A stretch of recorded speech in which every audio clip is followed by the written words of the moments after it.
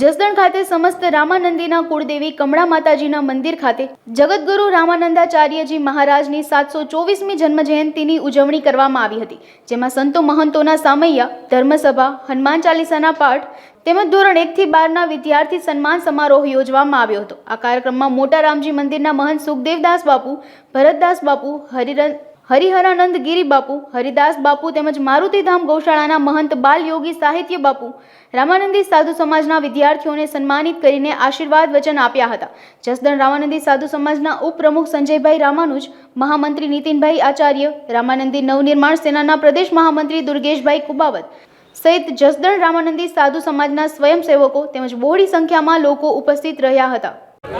આજે મારુતિધામ ગૌશાળા શ્રી છાસિયા બાપુની જગ્યામાં જસદણ રામાનંદી સાધુ સમાજ દ્વારા રામાનંદાચાર્ય ભગવાનની 724મી જન્મજયંતિ ઉજવવામાં આવી।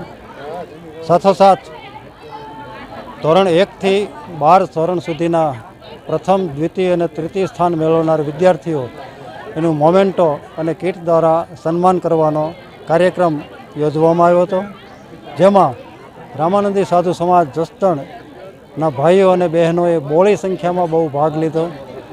સાધુ સંતોની ઉપસ્થિતિમાં આ કાર્યક્રમ ખૂબ જ સફળ રહ્યો છે।